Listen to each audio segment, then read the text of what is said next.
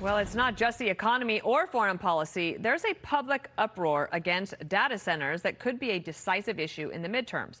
The Senate Republican campaign arm writing a private memo to top AI companies saying this. This has become a sleeper issue for the entire election cycle. The American people prefer a Republican candidate who wants to only let data centers be built in communities that approve them by a local vote of the people. Joining us now is Alexandra Seymour. She's a senior fellow at the Hudson Institute, and it's great to have you here. Can you give us a sense of the scope and scale of how many data centers we have now and how many we need? Yeah, good morning, Dana. Thanks for having me. So, data centers have been around for a very long time. In fact, Loudoun County, Virginia, which is just across the way from where I am, they have been touting that they are the data center hub for the globe for a very long time. Now, most of the data centers that we have in the United States are not AI data centers, and that is really where the crux of the concern is. The AI data centers are taking up more power, but this whole story has not been told in full, which is why you are starting to see this big public backlash. And the thing is that we do still need these data centers. They are what power our internet traffic, everything from the emails you send to the videos that you stream online. It's all powered by these data centers. So it really is an opportunity right now to tell the story right about data centers, what the benefits are and what the trade-offs are. So there are many people, and it's a bipartisan issue now, that are questioning all sorts of different things. You mentioned Loudoun County. Let me just show the viewers at home. This is the data center tax that they expect $1.3 billion in revenue. That's 40% of the county's total tax revenue. And here's the so-called godfather of data centers and what he says about all of this.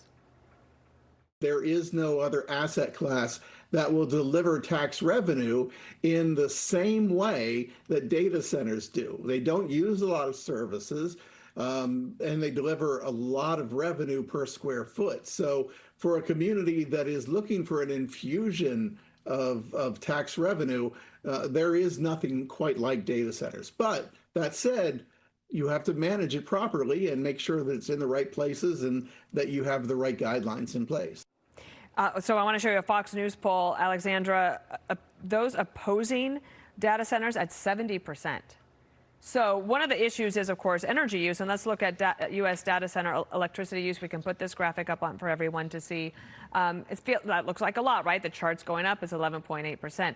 But is there a way for the AI companies to offset that and help pay for those types of things if that's a concern?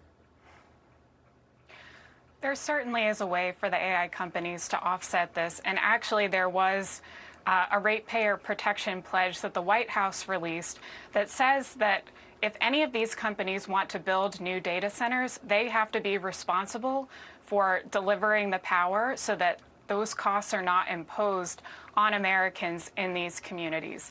I don't know if that story gets out there enough. On the water piece also, I know that there's a lot of concern about water consumption because data centers do use a lot of water, but this is also something that the companies do realize.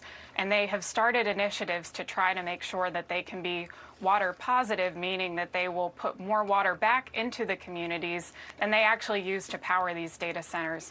I think at the end of the day, if there is good coordination with local communities, communicating what the benefits of the data centers are, that we need to stay ahead in the AI race. I think this is essential because it is not going anywhere.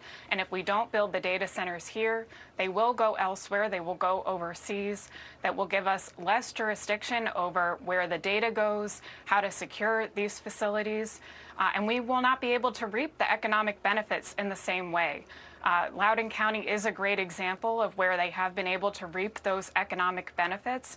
And it's something that if we do coordinate closely at the local level and communicate this to voters, is something that we can achieve in other places. All right. Alexandra Seymour, great to have you on the show. Very interesting and a big issue. We'll be in touch. Thank you.